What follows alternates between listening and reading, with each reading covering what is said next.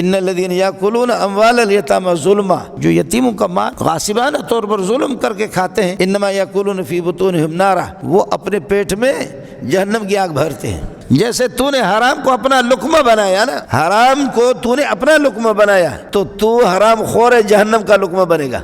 وہ کہتے ہیں کہ جی میں تو مر رہا ہوں، میرے 2 بیٹے چھوٹے، وہ اللہ کے حوالے ہیں، وہ اللہ کے حوالے ہے، میرا سارا مال مولوی صاحب کو اٹھا کر کے دے دینا، مدرسے میں دے دینا، مسجد میں۔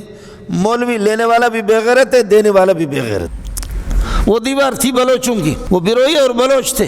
حضرت موسیٰ اور حضرت خضر علیہ السلام گئے تو انہوں نے کھانا بھی نہیں کھلایا، پانی بھی نہیں پلایا۔ یتیم اس وقت ہے کہ جب تک وہ بالغ نہیں ہے، نابالغ ہے، اور اگر بالغ کو آپ یتیم کہتے ہیں تو مولی منظور بھی یتیم ہے، اور پرویز مشرف بھی یتیم ہے، زرداری بھی یتیم ہے، اور حاجی عمران خان بھی یتیم ہے۔ قرضہ کر کے جہاد میں جانا، قرضہ کر کے تبلیغ میں جانا، قرضہ کر کے اٹھا کر کے وصیت کر کے سارا مال مولی منظور کو دے دینا، دارالعلوم میں دے دینا، بنوری ٹاؤن میں دینا، خود مردار ہو کر کے کینسر میں مرنا، اور معصوم بچے تیرے بھیک مانگے، یہ تو میں نے عرض کیا کہ یہ صدقہ قبول نہیں ہوگا۔ تو خمینی نے کہا کہ عبدالعزیز سے میدان جیتنا آسان نہیں ہے، تم نے بہت خراب کیا، ذلیل ہو جاؤ گے۔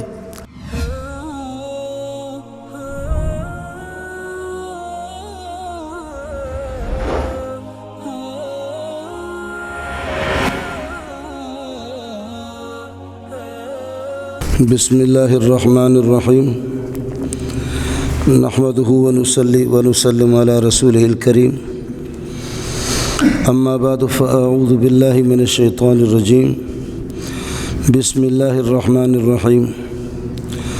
وابتلوا الیتامی حتی اذا بلغوا النکاح فإن آنستم منهم رشدا فادفعوا إليهم أموالهم ولا تأكلوها إسرافا وبدارا أن يكبروا ومن كان غنيا فليستعفف ومن كان فقيرا فليأكل بالمعروف فإذا دفعتم إليهم أموالهم فأشهدوا عليهم وكفى بالله حسيبا للرجال نصيب مما ترك الوالدان والأقربون وللنساء نصيب مما ترك الوالدان والأقربون مما قل منه أو كثر نصيبا مفروضا وإذا حضر القسمة أولو القربى واليتامى والمساكين فارزقوهم منه وقولوا لهم قولا معروفا وليخشى الذين لو تركوا من خلفهم ذرية ضعافا خافوا عليهم وليخشى الذين لو تركوا من خلفهم ذرية ضعافا خافوا عليهم فليتقوا الله وليقولوا قولا سديدا إن الذين يأكلون أموال اليتامى ظلما إنما يأكلون في بطونهم نارا وسيصلون سعيرا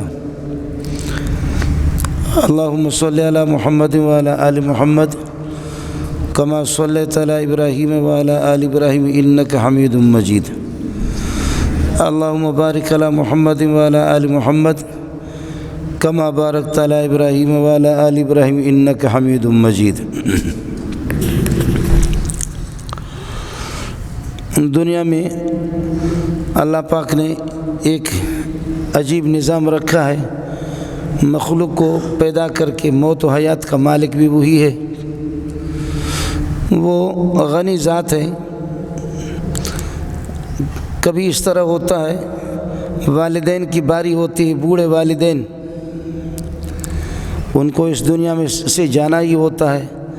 ہمارے تجربے کے مطابق اور ہماری دانش کے مطابق اب اس کا ٹکٹ اوکے ہو چکا ہے، یہ بوڑھا آدمی، اس کو جانا چاہیے، یہ وقت پورا کر چکا ہے، ماں بوڑھی، لیکن اللہ پاک ان کے نوجوان بیٹے کو ان کے گھر سے اٹھا لیتا ہے۔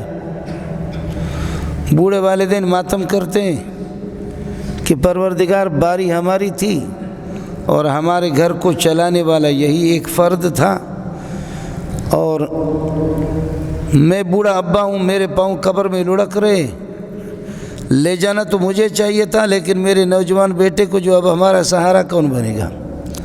اس کی ذات بے نیاز ہے، وہ جیسے بھی چاہے۔ بوڑھے والدین کو چھوڑ دیتا ہے، نوجوان بیٹے کو اٹھا دیتا ہے۔ کبھی معصوم بچے ہوتے ہیں جو کہ پھول جیسے ہوتے ہیں، اور وہ پھول بھی اب تک اپنے غلاف کے اندر ہے، گویا کہ وہ پھول کھلا نہیں ہے، اس پھول کی رنگت کو لوگوں نے دیکھا بھی نہیں ہے، اس نے زندگی کی بہاریں دیکھی بھی نہیں۔ اللہ پاک ان بچوں کو اٹھا لیتا ہے، معصوم بچے، اس طرح بھی ہوتا ہے، اللہ کی مرضی ہے۔ نظام اللہ نے رکھا، کسی کو امیر بنایا، کسی کو غریب بنایا، کسی کو خوشیاں نصیب کیے، اور کچھ دنیا کے اعتبار سے ٹھوکر بھی کھا رہے۔ کوئی دیندار ہے، غریب ہے، اور کوئی مالدار ہے، اور وہ دیندار ہے ہی نہیں، بے ایمان ہے یا بد دین ہے۔ اور یہ وہ غریب لوگ جب دین پر چلتے ہیں تو بد دین مالدار کہتے ہیں ہاؤلائے من اللہ علیہم من بیننا، میرے جیسے سیٹ کو چھوڑ کر کے، میرے جیسے سرمایہ دار کو چھوڑ کر کے اللہ نے ان پر احسان کیا ہے۔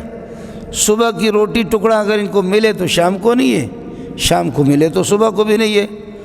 ہاؤلائے من اللہ علیہم من بیننا، ہمارے درمیان میں سے اس قسم کے کنگلوں کا انتخاب کیا گیا ہے، یہ بڑے متقی پرہیزگار بن گئے، کوئی حافظ قرآن ہے، کوئی عالم ہے، کوئی مفسر ہے، کوئی محدث ہے۔ حالت تو ان کی دیکھو کہ ان کے پاس پیسے کو، روٹی کو ترستے ہیں۔ اللہ نے فرمایا الیس اللہ بأعلم بالشاکرین، وہ غریب ہے لیکن شکر کرنا جانتا ہے، تم مالدار ہو لیکن گدھے ہو۔ اس لیے مال اتنی بڑی نعمت نہیں ہے جتنی بڑی نعمت ایمان ہے اور کتاب اللہ ہے، دین جتنی بڑی نعمت ہے۔ تمہارے اندر نعمتوں کی ناقدری ہے، اس لیے آپ محروم ہو گئے۔ میں جانتا ہوں کہ کون میری نعمتوں کا شکر ادا کرتا ہے، اس کو میں نے دے دیا۔ وَكَذَلِكَ فَتَنَّا بَعْضَهُمْ بِبَعْضٍ، اسی طرح بعض کو بعض کے ساتھ آزمایا جاتا ہے۔ رات اور دن کا ٹکر ہے، امیر اور غریب کا ٹکر ہے، آسمان اور زمین کا ٹکر ہے، پہاڑ اور نشیبی جگہوں کا ٹکر ہے، اور اللہ آپ کا بھلا کرے دیندار اور بے دین کا آپس میں ٹکر ہے، ایمان و کفر کا آپس میں ٹکر ہے، اور یتیم اور مظلوم اور ظالموں کا آپس میں ٹکر ہے۔ زمانے جاہلیت میں یہ ہوتا تھا کہ اگر کسی کا والد مر گیا تو یتیموں کو وہ وراثت نہیں دیتے تھے، اور آپ کو معلوم ہونا چاہیے کہ یتیم اس کو کہتے ہیں، انسانوں میں یتیمی کا تحقق باپ سے ہوتا ہے، جانوروں کے اندر یتیمی کا تحقق ماں سے ہوتا ہے۔ نابالغ بچہ یا بچی، ابا کا انتقال ہو گیا، ان کو یتیم کہا جائے گا۔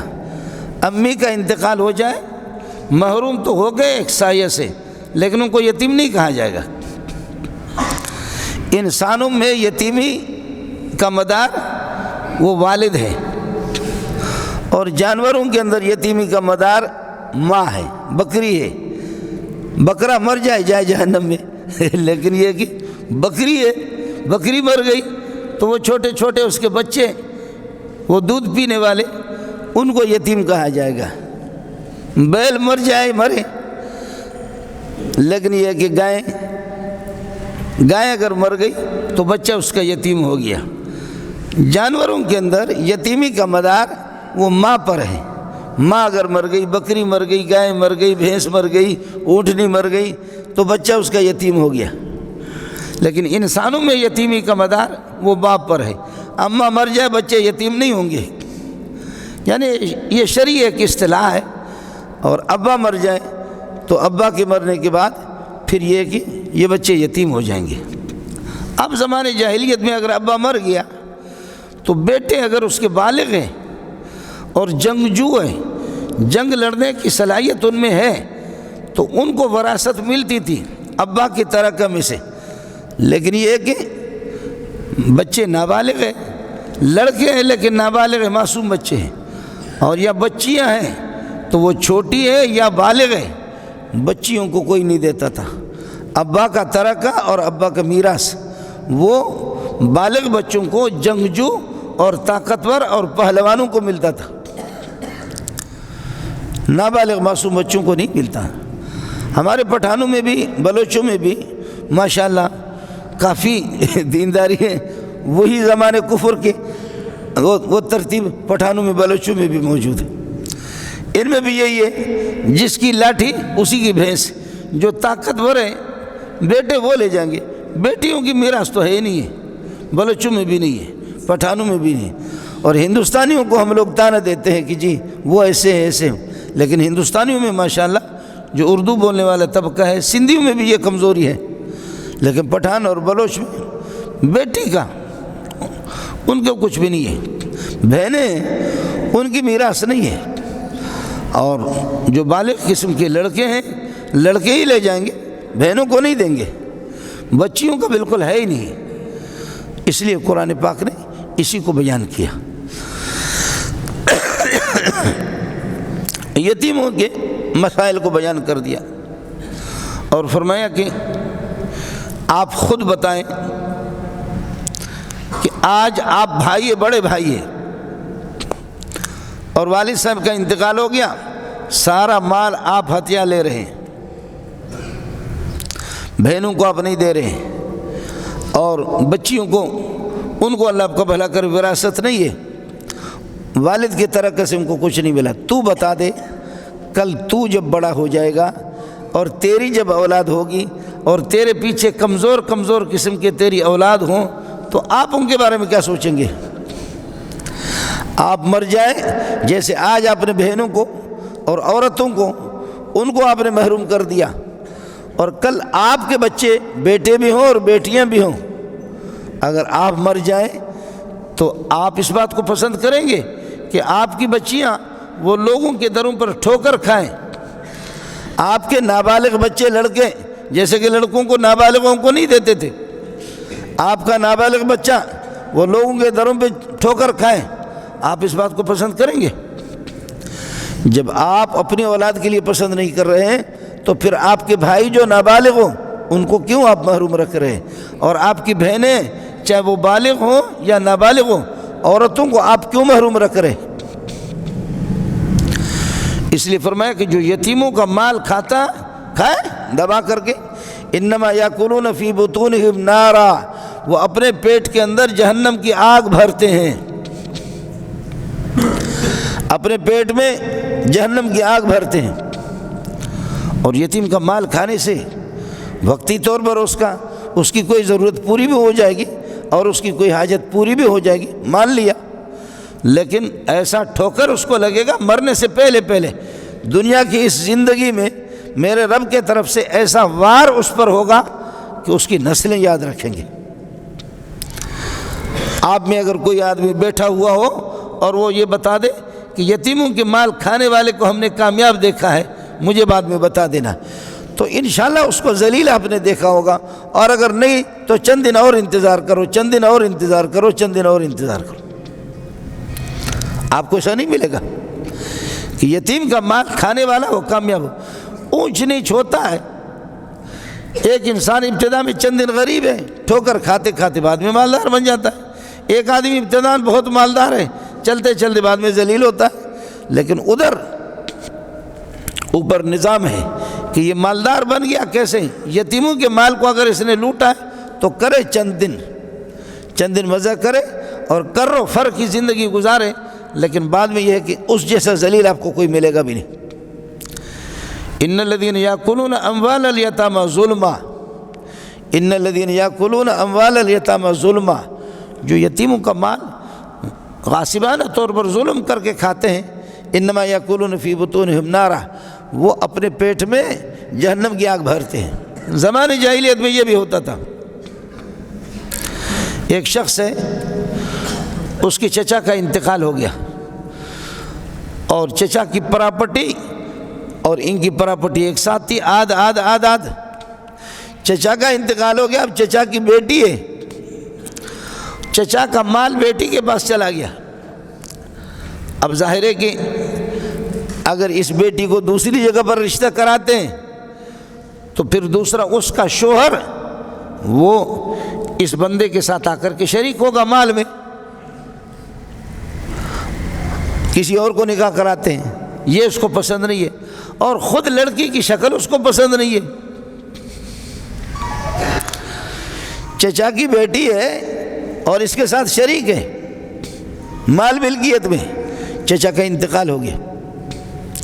اب چچا کی بیٹی کو اگر زید سے اس کا نکاح کراتا ہے یا کسی اور سے نکاح کراتا ہے تو ظاہر ہے کہ چچا کی بیٹی اپنی پراپرٹی اور اپنی جائیداد کو اس چچا زاد بھائی سے الگ کرے گی، یا الگ کرے گی یا اس کے ساتھ پارٹنر بنے گے۔ اس کا شوہر، عورتیں تو آگے نہیں جاتی، اس کا شوہر ہی اس کا پارٹنر بنے گا، اور یہ اس بات کو کوئی پسند نہیں کرتا کہ میرے چچا کی جو پراپرٹی، ہماری جو آپس میں شراکت ہے اور پارٹنرشپ ہے، اب چچا کی بیٹی کی دوسری جگہ نکاح کراؤں اور اس کے مال کو سنبھالنے والا اس کا شوہر ہو اور شوہر آ جائے ہمارے ساتھ پارٹنر بنے، اس کو پسند نہیں کرتے تھے۔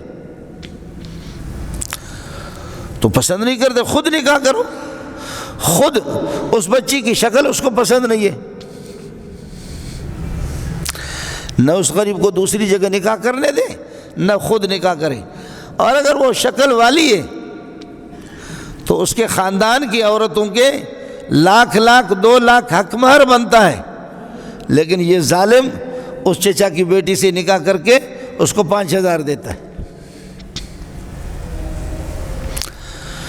اس کو اس سے کوئی دلچسپی نہیں ہے کہ میرے چچا کی بیٹی ہے، میں حقدار ہوں اس کا،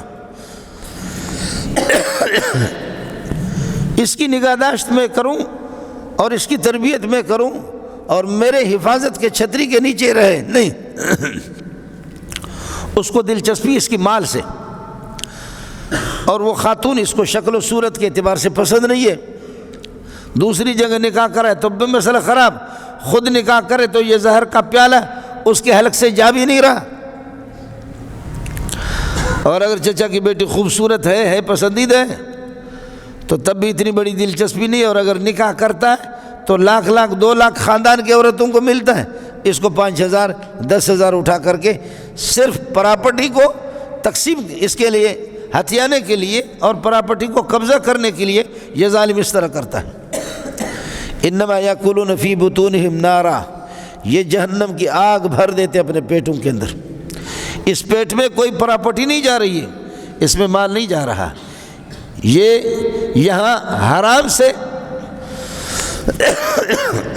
سے اپنے پیٹ کو بھر رہا، اور حرام خور تھوڑی ہو جائے گا۔ جیسے تو نے حرام کو اپنا لقمہ بنایا نا، حرام کو تو نے اپنا لقمہ بنایا تو تو حرام خور ہے، جہنم کا لقمہ بنے گا۔ تو حرام خور ہے، پھر تو جہنم کا حرام لقمہ بنے گا، تو بچے گا بھی نہیں۔ ایک صورت اور بھی تھی، وہ یہ تھا کہ ایک مظلوم خاتون کا نکاح ہو گیا، کسی سے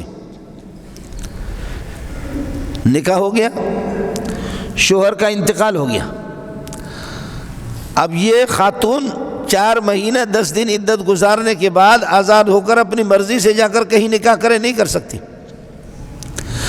اس کے رشتہ دار، اس کے بھائی اور اس کے والدین اس کی نکاح دوسری جگہ کرا دے نہیں۔ اب زید سے جب اس کا نکاح ہو چکا ہے اور زید مر گیا تو اس خاتون کا سسر اور اس کے دیور، کوئی دیور اس کے ساتھ نکاح کرے گا، اور اگر نکاح نہیں کرتا تو پھر اس کو بیچ دے گا اپنی مرضی پر، یہ چاہے جس کو۔ حالانکہ شرعی مسئلہ یہ ہے کہ جب کسی کے شوہر کا انتقال ہو جائے، کسی خاتون کے 4 مہینہ 10 دن عدت گزارنے کے بعد، اب وہ خاتون اس کی نکاح سے مکمل نکل گئی، اب اس کا والد یا اس کا بھائی دوسری جگہ اس کی نکاح کرا دے، لیکن نہیں جی، جب اس بندے سے نکاح ہو چکا ہے اور اس کا انتقال ہو گیا، مردار مر گیا، اب اس کی بیوی بھی جیسے مال اور جائیداد کسی کی پراپرٹی ہے، یہ بیوی بھی جائیداد اور پراپرٹی ہے۔ اب اس بیوی کے سسرال والے، ان کی مرضی ہے، کسی کو دے دے، کسی کو بیچے، کسی سے شادی کرا دے، یا ان کا کوئی دیور وغیرہ وہ خود اس سے نکاح کرے۔ جیسے کہ گدھے، گھوڑے اور اونٹ، بھیڑ، بکریاں وہ ترکہ میں اور وراثت میں آ جاتی ہے، اس طرح مظلوم قسم کی خواتین وہ بھی ہماری وراثت میں آ جائے۔ اس وجہ سے بتایا کہ وَلْيَخْشَ الَّذِينَ لَوْ تَرَكُوا مِنْ خَلْفِهِمْ ذُرِّيَّةً ضِعَافًا خَافُوا عَلَيْهِمْ، ان لوگوں کو اللہ سے ڈرنا چاہیے جو فرض کر لو کہ اگر وہ خود مرے ان کے بعد ان کے پیچھے بچے رہ جائیں۔ آدمی سوچے یہ دنیا جو ہے نا یہ اس میں انتقام بھی ہو جاتا ہے، اللہ بدلہ بھی لیتا ہے۔ آج یتیموں کا مال ہتھیا کر کے آپ نے کھا لیا، بدلہ آپ سے ہوگا، آپ کی نسب سے ہوگا، آپ کی نسل سے اس کا بدلہ اللہ لے لے گا۔ اور آپ بتائیں کہ آپ کے بچے آپ کے سامنے ٹھوکر کھائیں، لوگوں سے بھیک مانگے، اس کو آپ کہاں پسند کریں گے؟ اس وجہ سے اللہ کی ذات عجیب ذات ہے۔ یتیموں کی نگہداشت اتنی کی ہے، اگر ایک آدمی مر رہا ہے اور اس کے پاس 5 لاکھ ہے یا 10 لاکھ ہے، وہ کہتے ہیں کہ جی میں تو مر رہا ہوں، میرے 2 بیٹے چھوٹے وہ اللہ کے حوالے ہیں، وہ اللہ کے حوالے ہیں، میرا سارا مال مولوی صاحب کو اٹھا کر کے دے دینا، مدرسے میں دے دینا، مسجد میں۔ مولوی لینے والا بھی بے غیرت ہے، دینے والا بھی بے غیرت ہے۔ یہ مولوی کو پتہ بھی ہے مولوی کو کہ پورا گھر کا جھاڑو لگا کر کے آپ کو دے رہا ہے، اس کے اپنے معصوم بچے ہیں، مولوی بڑی خوشی سے لیتا ہے مولوی سے۔ مولوی کو چاہیے کیا؟ سمجھے؟ اس قسم کا آدمی وصیت کرتا ہے کہ میں مر رہا ہوں، اللہ اس کے معصوم بچے ہیں، اور ان معصوموں کو چھوڑ کر کے ظالم بڑا تبلیغی بن گیا، اور بڑا مولوی صاحب کی تقریر سن کر کے، مولوی منظور صاحب کی یا کسی اور بزرگ کی تقریر سن کر کے، مولوی نے جب صدقے پر تقریر کی جوش میں آ گیا، میں تو کینسر کا مریض ہوں، جا رہا ہوں، میرے بچوں کو اللہ پالے گا، میرا سارا مال اٹھا کر کے جامع صدیقے میں دینا، بنوری ٹاؤن میں دے دینا۔ حدیث میں آتا ہے من قطع میراث وارثہ، جو اپنے وارث کی میراث کو کاٹ دیتا ہے اس طرح وصیت کر کے، قطع اللہ میراثہ عن الجنت یوم القیامت، جنت میں جو اس کے لیے جو حصہ بنا ہوا ہے اللہ اس کو جنت سے محروم کر دے گا۔ یہ کون سا طریقہ ہے؟ انک ان تذر ورثتک اغنیاء، مسئلہ سمجھنے کی ہے۔ اللہ یتیموں پر کتنا رحیم و کریم ہے، کتنا شفیق اور مشفق ہے۔ میرے نبی فرماتے انک ان تذر ورثتک اغنیاء خیر من ان یتکففوا امام الناس، تو اپنے وارثوں کو، اپنے معصوم بچوں کو غنی چھوڑ دو، ان کے لیے کچھ چھوڑ کر کے جاؤ، یہ بہتر ہے اس سے کہ تمہارے مرنے کے بعد یہ معصوم بچے لوگوں کے دروں پر جا کر ٹھوکر کھاتے۔ یہ کون سا طریقہ ہے بھائی؟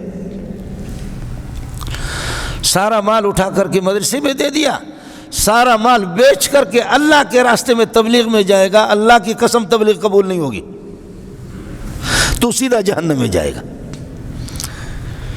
لوگوں سے قرضہ کر کے تو سال بھی لگاتا ہے، چلہ لگاتا ہے۔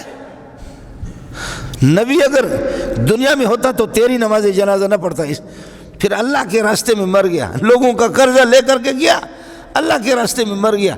اگر میرا نبی ہوتا تو تمہاری نماز جنازہ نہ پڑھاتا۔ یہی تاریخ صحابہ کی، بخاری سے بھری ہوئی، ترمذی بھری ہوئی۔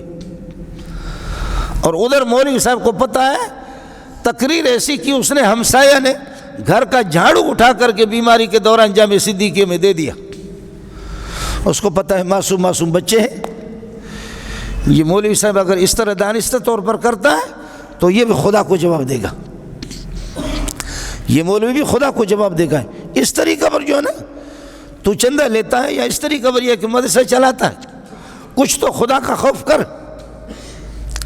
بلکہ میرے نبی نے، صحابی آ گیا، واہ قربان جاؤں تیرے جوتیوں پہ صلی اللہ علیہ وسلم، صحابی آ گیا خستہ حالت میں، پراگندہ حالت میں، پھٹے پرانے کپڑے۔ آدمی جب غریب ہوتا ہے، ٹھوکر کھاتا ہے، شکل بدل جاتی ہے اس کی۔ میرے نبی کو ترس ہے، اس پر صدقہ کرو۔ لوگوں نے خوب اس کو صدقہ دے دیا۔ صدقہ کرنے کے بعد کل میرے نبی نے پرسوں پھر صدقے کی ترغیب دی، تو اس کے پاس جو پونجی اس کو ملی تھی وہ پونجی جو لوگوں نے صدقہ کر کے اس کو دیا تھا وہ اٹھا کر کے لایا، یہ میرے طرف سے حضرت لے لے۔ میرے نبی نے اٹھا کر کے دے پھینکا اس کو۔ کل تک تو بھیک مانگ رہا تھا اور بھیک میں جو کچھ آپ کو مل گیا آج اتنا بڑا سخی بن گیا تو۔ سبحان اللہ، 2 دن پہلے تو بھیک مانگ رہا تھا اور آج سارا کا سارا تو اٹھا کر کے دے رہا۔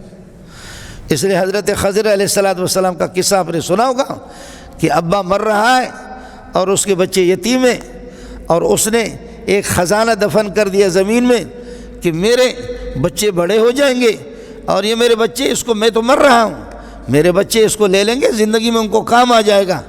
اب وہ دیوار گر رہی تھی، وہ دیوار تھی بلوچوں کی،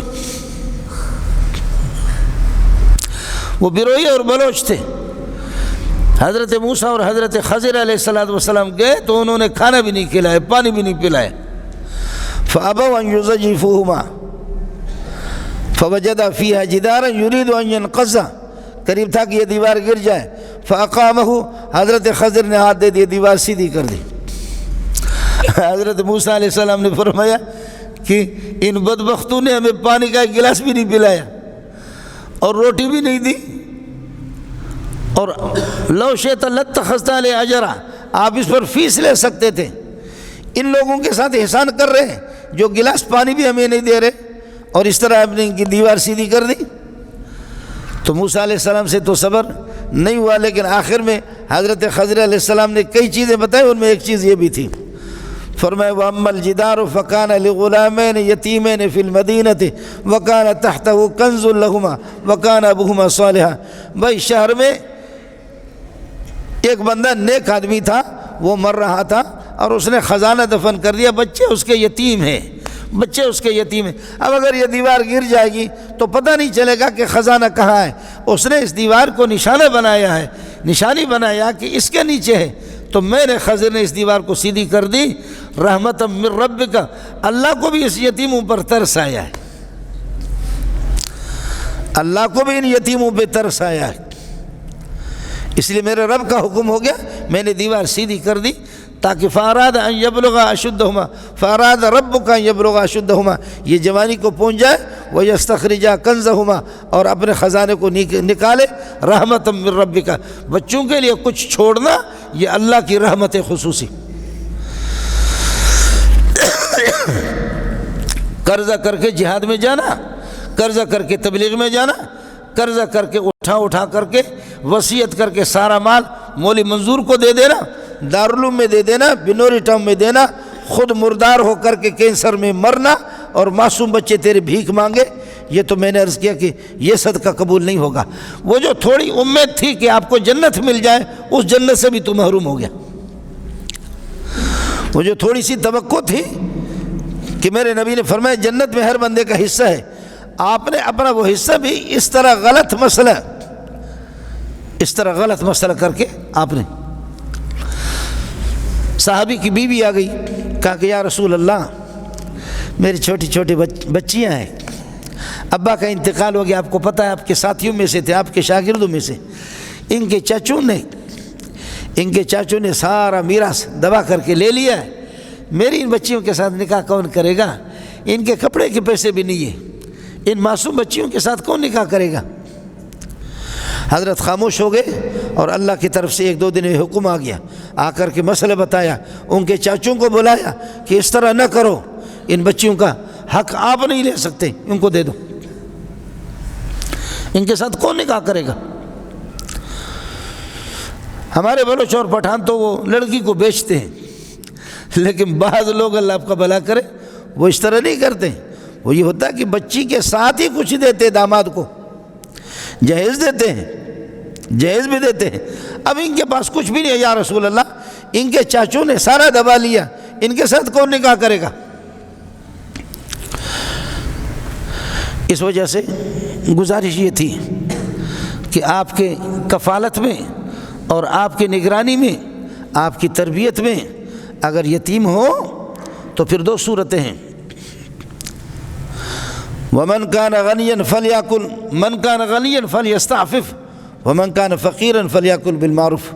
میں غنی ہوں، مجھے اللہ نے خود دیا ہے، لیکن کچھ یتیم ہے، یتیموں کا مال میرے پاس ہے، اگر اس مال کو میں چھوڑ دیتا ہوں تو وہ مال جب تک یہ یتیم یہ سال اگلے سال 5 سال کے بعد وہ بالغ ہو جائیں گے، 5 سال تک اس مال کو اگر چھوڑ دوں گا اور اس میں تجارت وغیرہ کچھ نہیں کروں گا تو پھر یہ مال ختم ہو جائے گا۔ اس لیے بطور وارث کے، بطور ولی کے، بطور متولی کے شریعت نے مجھے اجازت دی ہے اس مال میں زمینیں ان کی کاشت کرا دینا، مزدوری کر لینا اور تجارت وغیرہ میں ان کے مال کو لگا لینا، تجارت میں لگا لوں کہ ان کے مال کو بڑھاتا رہوں کہ 5 سال کے بعد 10 سال کے بعد یہ معصوم بچے بڑے ہوں گے تو پھر یہ ہے کہ ان کو دے دینا، اس کی اجازت ہے۔ لیکن اگر میں خود غریب ہوں، تجارت ان کے مال میں کرنا، ان کے مال کو بڑھانا ہے، ان کی باغات کی نگہداشت کرنی ہے اور ان کی زمینوں کی بھی نگہداشت کرنی ہے، جو مزدوروں کو مزدوری دے دینا ہے، باقی جو کچھ منافع پرافٹ وغیرہ جو کچھ بچتا ہے وہ انہی کے لیے، اس میں بڑھاتا رہوں۔ لیکن اگر میں مالدار ہوں خود تو مجھے کھانے کی اجازت نہیں ہے، میں کھا نہیں سکتا۔ میں ان کے مال میں تجارت بھی کرتا ہوں، یہاں سے حیدرآباد جاتا ہوں، لاہور جاتا ہوں، ان کے باغ پہ جاتا ہوں، تو مجھے کھانے کی اجازت نہیں ہے۔ اگر میں مالدار ہوں تو نہیں، اگر فقیر ہوں تو پھر کھانے کی اجازت ہے۔ اگر میں فقیر ہوں تو ان کے مال میں سے بھی کھا سکتا ہوں، لیکن کیا کھا سکتا ہوں؟ میں فقیر آدمی ہوں اور میں خود اتنا مالدار نہیں ہوں۔ اب یتیموں کا مال میرے پاس لاکھوں میں آ گیا، میں اس میں تجارت کر رہا ہوں، بازار جا رہا ہوں، مارکیٹ جا رہا ہوں، کھانے کا ٹائم آ گیا، کسی ہوٹل سے 200 روپے میں بھی کھانا کھا سکتا ہوں، 300 میں کھا سکتا ہوں، لیکن ماشاءاللہ میں دبا کر کے اس اسپیشل ہوٹل پہ کھانا کھاتا ہوں کہ جہاں پر ایک آدمی کا کھانا 3000 4000۔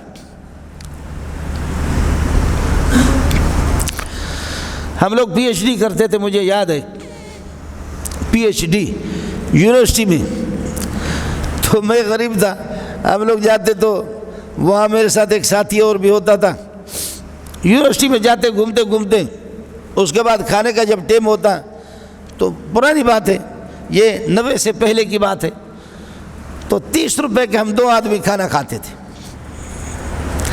30 روپے کے، 22 روپے کے، 23 روپے کے 2 آدمی کھانا۔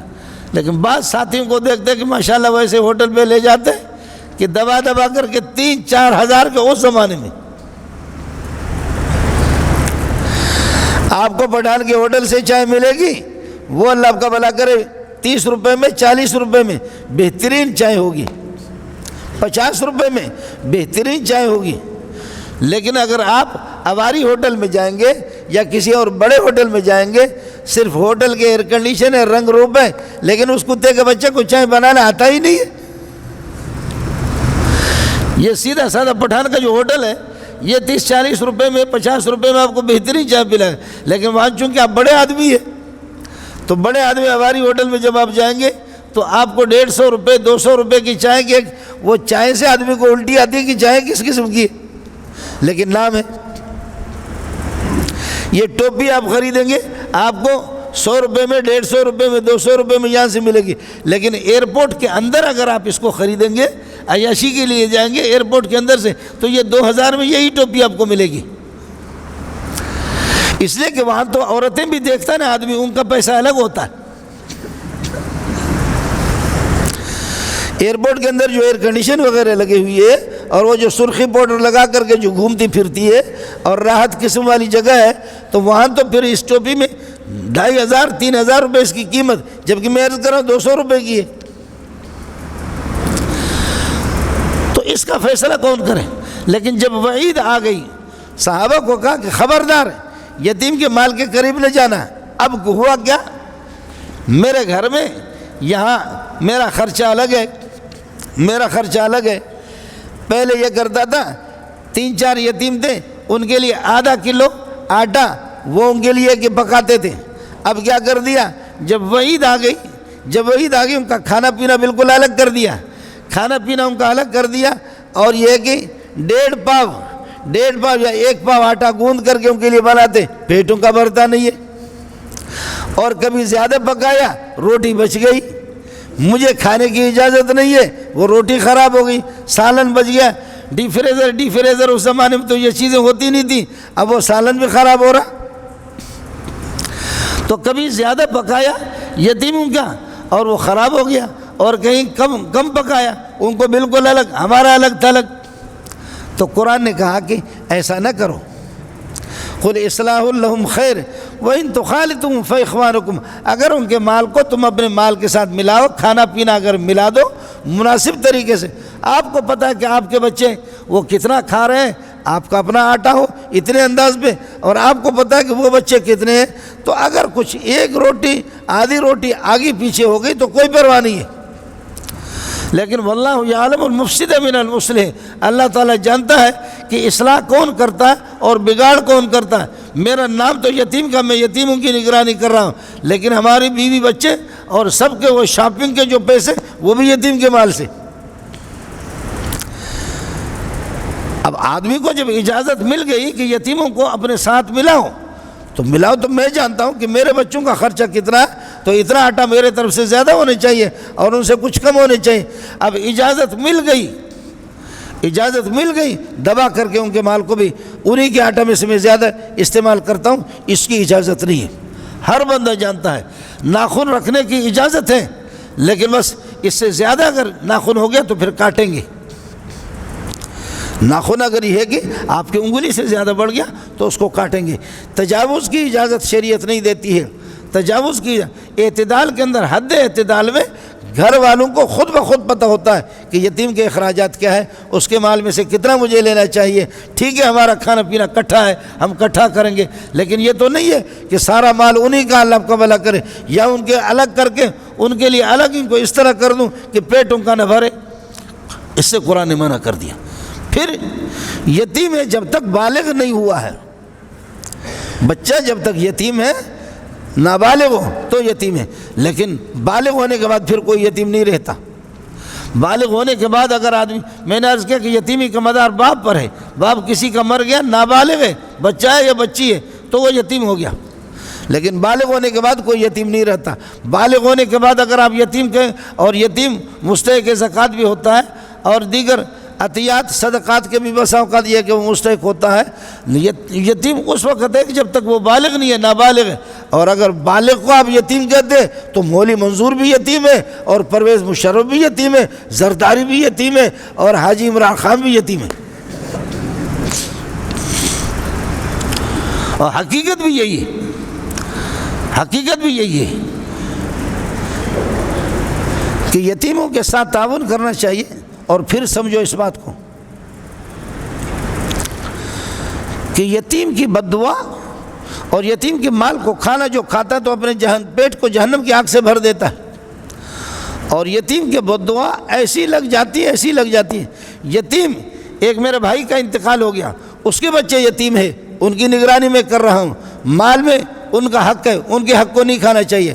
دوسرا یہ ہے کہ ہم سارے یتیم، عوام، چھوٹے معصوم بچے، یا یہ کہ بڑے لوگ جن کا بیت المال کے اندر حصہ ہے، بیت المال میں یہ بجلی کے جو ٹیکس جا کر کے جمع ہوتے ہیں، یہ روڈوں کے جا کر کے ٹیکس جمع ہوتے ہیں، یہ اللہ آپ کا بھلا کرے، اس سے یہ زکوٰۃ جو بینکوں سے اس کی کٹوتی ہوتی ہے، جتنا اربوں کھربوں روپے جمع ہوتا ہے، اس میں پوری پبلک کی رعایت ہے، یتیموں کی طرح ان کا حق ہے۔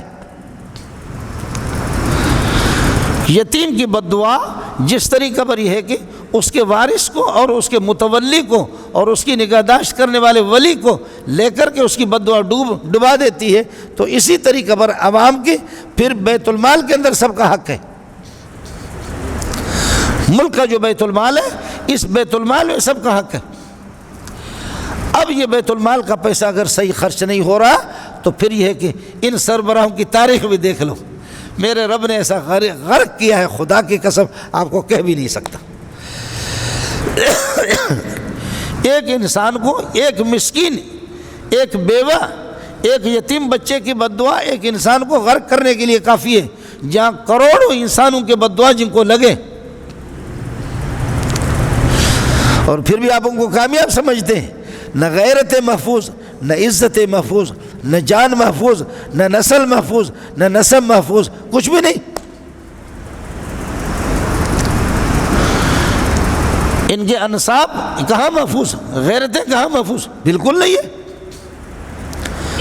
بالکل نہیں ہے۔ اب آپ کیا کہتے ہیں، اس سے بڑھ کر کے کون سی کرامت آپ کو چاہیے؟ یتیم کی بد دعا لگ جاتی ہے۔ اس لیے فرمایا کہ وہ یتیم کا مال جب تک وہ محتاج ہے آپ اس کی نگرانی کریں اور اس میں حدود اللہ نے جو حد مقرر کے اس سے زیادہ تجاوز نہ کریں۔ وابتلوا الیتامى حتی اذا بلغوا النکاح، یتیم جب یہ کہ بالغ ہو جائے، نکاح کے جب یہ ہے کہ قابل ہو جائے، فإن آنستم منهم رشدا، اگر آپ ان میں محسوس کر لیں رشدن تمیز کو اور سمجھداری کو کہ ان میں سمجھداری آ گئی، فادفعوا الیہم اموالہم، ان کا مال ان کو دے دو۔ بچہ جب بالغ ہو گئے، یتیم جب بالغ ہو گیا، سمجھداری آپ محسوس کر رہے، ان کو آزماؤ۔ وابتلوا الیتامى، یتیموں کو آزماؤ۔ آزماؤ کس طرح؟ اب آپ کا بھتیجا ہے، وہ نابالغ تھا، اب بلوغیت کے قریب آ گیا، بالغ ہو گیا، اگر تجارت میں اس کی دلچسپی ہے، آپ کچھ تھوڑے تھوڑے پیسے چند دن دے دو کہ تجارت کا طریقہ کیا ہے، رہنمائی کرو، اس کو بتا بھی دو، وہ پورا ماشاءاللہ اس کی سیٹنگ ہو گئی، اس کے بعد اس کا پیسہ اس کو دے دو۔ زراعت میں، زمینوں کے سنبھالنے میں اس کو آزماؤ، بیک وقت سارا مال اس کو نہ دو۔ وابتلوا الیتامى، یتیموں کو خوب آزماؤ اور مال اس کا پورا اس کو نہ دو، اور جس پیشے سے اس کی دلچسپی ہے اس پیشے میں اس کو آزماؤ، اگر اس کی سیٹنگ ہو جاتی ہے تو پھر فادفعوا الیہم اموالہم، مال ان کا یہ ہے کہ دے دو۔ اور وکفیٰ فاشہدوا علیہم، اور گواہ بھی بناؤ، بھائی میرے یتیم تھے، میرے بھتیجے تھے، ان کا مال میرے پاس تھا اور میں اتنے زمانے سے اس کی نگہداشت کرتا تھا، اب یہ بڑے ہو گئے، تم لوگ گواہ بنو، سارا مال اب یہ بالغ ہو گئے، میں مال اس کو دے رہا ہوں، گواہ بناؤ۔ اور اگر گواہ نہیں بنائیں گے، سال 2 سال کے بعد وہ کہے گا، قاضی کے سامنے جا کر کے کہے گا کہ جناب اس نے مال تو مجھے دیا، چچا جی نے مجھے مال تو دیا لیکن پورا مال ہمارا نہیں دیا، اتنے لاکھ اس نے چھپا کر کے رکھے، تو پھر پھنس جائیں گے آپ۔ اس وجہ سے جب بچے بالغ ہو جائیں تو ان کا مال ان کو دے دو اور فاشہدوا علیہم، ان پر گواہ مقرر کرو۔ باقی اگر آپ 5 روپے 10 روپے، لاکھ 2 لاکھ 10 لاکھ اگر آپ غائب کر بھی دیں گے، وکفیٰ باللہ حسیبا، اللہ آپ سے خود حساب لے گا، اللہ آپ سے خود حساب لے لے گا۔ اس لیے یتیموں کے ساتھ یہ ہے کہ آپ کو یہ ہے کہ اس طرح گڑبڑ کرنے کی اجازت نہیں ہے۔ میری گزارش آپ حضرات سے یہ ہے کہ ہمارے پٹھانوں میں اور بلوچوں میں اور سندھیوں میں یہ بہت بڑی کمزوری ہے۔ اگر آپ اپنے اولاد کے خیر خواہ ہیں اور آپ چاہتے ہیں کہ میری اولاد بھی وہ سکھ کی زندگی گزارے، وہ ذلیل نہ ہو جائے آگے جا کر کے، میرے مرنے کے بعد بھی وہ ذلیل نہ ہو جائے، تو جو یتیم آپ کی نگرانی میں ہے ان یتیموں کا مال ہڑپ کرنے کی کوشش نہ کرو۔ کر لے کوئی جتنا بھی کر لے، میں یہ نہیں کہتا ہے، یتیموں کی ایسی بد دعا ہوتی ہے، ایسی بد دعا ہوتی ہے، اللہ کی پناہ، اللہ کی پناہ، اللہ کی پناہ۔ حضرت صلی اللہ علیہ وسلم کا مال بھی ادھر ادھر ہو گیا، حضرت کے مال کو بھی قبضہ کیا صلی اللہ علیہ وسلم، وہ کہاں رہا؟ جی ہاں، بہت سے لوگوں نے وہ زمانے جاہلیت میں، ظاہر ہے کہ وہ مسلمان نہیں ہوئے تھے، آپ صلی اللہ علیہ وسلم کا مال بھی ادھر ادھر بہت ہو گیا، لیکن علم یجد کا یتیم فآویٰ، یتیم ناکام نہیں ہو گیا، اللہ نے آپ کو ٹھکانہ دے دیا، اللہ نے آپ کو کامیاب کر دیا، لیکن وہ مال جو لوگوں نے ہتھیا لیے وہ کدھر گیا؟ یتیم کا مال کسی کو ہضم نہیں ہوتا، نہ اس میں کوئی برکت ہوتی ہے، بلکہ آپ کو عجیب بات بتاؤں، شربت آپ نے بنا لیا، تیار کر دیا، روح افزا ہے، شکر ہے، پانی ہے، لیمو ہے، واہ زبردست شراب بنائے، شربت بنایا بہترین کی، اس کے بعد پیشاب کا ایک قطرہ ڈالو تو یہ شربت تباہ۔ یتیم کا مال آپ کے حق میں حرام ہے، آپ کے پاکیزہ مال میں اس کا مال اس کے حق میں پاک ہے، لیکن آپ نے اس کے اگر 1 لاکھ روپے، 1000 روپے، 10,000 اپنے مال میں ملایا، تمہارا مال اسی نجس شربت کی طرح ہو گیا، جیسے کہ وہ شربت پلیت ہو گیا ایک قطرہ سے، یہ آپ کے حق میں حرام تھا، اس کو آپ نے اپنے مال کے ساتھ ملایا، تیرا مال بھی آگے چلے گا نہیں، اور حرام کے اندر کوئی برکت نہیں ہوتی، حرام میں کوئی برکت نہیں ہوتی۔ وقتی طور پر میرے نبی نے فرمایا کہ ربا اگرچہ زیادہ ہو لیکن انجام اس کا قلیل ہے، جیسے کہ حرام ہے، سود انجام اس کا یہ ہے کہ قلیل ہوتا ہے، اور حلال اگرچہ تھوڑا بھی ہو لیکن اس کا انجام برکت میں، اور اس کی مثال میں نے آپ سے عرض کیا تھا کہ جیسے کہ کتیے کے 8 بچے ہوتے، کتیے کے 8 بچے ہوتے، اور پھر کوئی انسان کتا نہیں کھاتا، یہ کتے کہاں جاتے ہیں؟ اور بکری کے 2 بچے ہوتے ہیں یا 3 ہوتے ہیں یا 1 ہوتا ہے، اور روزانہ لاکھوں نہیں کروڑوں بکریاں کٹتی ہے۔ وقتی طور پر بکری، اگرچہ وقتی طور پر یہ حلال ہے، وقتی طور پر تھوڑا ہے کہ بکری نے 2 بچے دیے، لیکن باہر جاؤ، گڈھاب میں جاؤ، ادھر پہاڑوں پہ جاؤ، بکریوں کے ریوڑوں کے ریوڑ، یہ وہ حلال ہے جو وقتی طور پر تھوڑا آپ کو دکھائی دے گا، لیکن آگے جا کر کے اس کا انجام یہ ہوگا۔ ہمارے حضرت مولانا عبدالعزیز رحمۃ اللہ علیہ زاہدان والے، تو کسی کالے کپڑے والے مولوی نے، کالے کپڑا تو آپ سمجھ گئے نا، کالے کپڑے والے مولوی نے کہا کہ مولانا عبدالعزیز صاحب، ہمارے لوگ ایران کے، ہمارے مولوی ابتداءً بہت خوبصورت ہوتے ہیں، لیکن آگے جا کر کے پھر ان کی شکل بگڑ جاتی ہے۔ آپ کے سنی ابتداءً اتنے خوبصورت نہیں ہوتے، لیکن آگے جا کر آپ کا مولوی جب بوڑھا ہوتا ہے، کالے سے رنگ کا بھی ہوتا ہے، لیکن ایسا پیارا لگتا ہے انسان کو۔ اب یہ ایک کالے کپڑے والا اس کا اعتراف کر رہا ہے۔ آپ کو سمجھ، کالا کپڑا تو سمجھ گئے نا کہ ہمارا بندہ شین و یا اور عین و ہا کا بندہ ابتداء خوبصورت بچہ ہوتا، خوبصورت ہوتا، آگے جا کر کے اس کی شکل بگڑ جاتی ہے۔ تمہارا والا اگرچہ سفید نہیں ہوتا، لیکن آگے جیسے جیسے بوڑھا ہوتا ہے اتنا پیارا لگتا ہے۔ آپ یہ دیکھیں، تبلیغیوں کو دیکھیں، نمازیوں کو دیکھیں، بوڑھوں کو دیکھو، اتنے پیارے لگتے ہیں کہ واہ، اور ان کی شکل بگڑ جاتی ہے۔ اس کی وجہ کیا ہے؟ تو مولانا عبدالعزیز رحمۃ اللہ علیہ بڑے حاضر جواب تھے، فرمایا ادھر بتاؤں، خمینی کے سامنے بتاؤں، آپ کو یہ الگ بتاؤں؟ کہا بتاؤ خمینی کے سامنے۔ تو خمینی نے کہا کہ عبدالعزیز سے میدان جیتنا آسان نہیں ہے، تم نے بہت خراب کیا، ذلیل ہو جاؤ گے، لیکن سوال اس نے کر لیا۔ تو حضرت نے فرمایا جیسے کہ کتیے کے بچے چھوٹے، وہ اچھے لگتے، بچے ان کے ساتھ کھیلتے، لیکن کتا جتنا بڑا ہوتا ہے سب کو اس سے نفرت ہوتی ہے، اس لیے کہ کتا نجس سے پلیت ہے۔ اور کبوتر کے اور مرغی کے چوزے جو ہوتے ہیں ان پر بال بھی نہیں ہوتا، رنگ بھی ان کا اتنا خوبصورت نہیں ہوتا، بال نہیں ہوتا، تو آدمی کو اچھے نہیں لگتے۔ لیکن جیسے جیسے کبوتر کے بچے بڑے ہوتے ہیں تو آپ نے دیکھا رنگ برنگ کے اتنے پیارے، چونکہ کبوتر حلال ہے، جیسے جیسے بڑھے گا اس کی محبت دل میں بڑھتی جائے گی۔ اور کتا ابتدا تو ٹھیک ہے، بچے کھیلتے، لیکن وہ حرام ہے، نجس ہے، تو وہ جیسے جیسے بڑھتا جائے گا اس سے نفرت ہوتی جائے گی۔ تم وہ کتے ہو اور ہم یہ کبوتر ہیں۔ کہا کہ تم جو ہے نا وہی کتے ہو اور ہم یہ کبوتر ہیں۔ بڑی اچھی بات کی۔ تو وقتی طور پر حرام وہ لگتا، زیادہ لگتا ہے، لیکن مجھے یہ بتاؤ، ہمارے مولویوں کو خدا سمجھائے، اگر سمجھ میں نہ آ جائے تو غرق ہو جائے تو اچھا ہے۔ ہمارے مولویوں کو اللہ ہی سمجھائے، اگر نہ سمجھے تو پھر غرق ہو جائے تو اچھا ہے۔ آپ باور کریں نہ کریں، اللہ کے گھر میں بیٹھا ہوں، 5,000 6,000 3,000 تنخواہ لینے والا مولوی، واہ واہ واہ، ظالم کے بچے کے کپڑے بھی دیکھو، اس کی صحت دیکھو، تندرستی دیکھو، بچے دھڑا دھڑ۔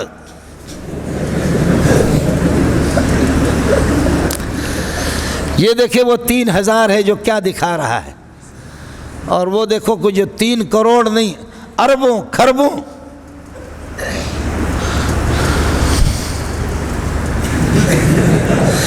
ایک بیٹا ہوتا ہے یا 2 ہوتے، وہ بھی پتہ نہیں ہوتا کہ ان کے اپنے یا کسی چوکیدار کے،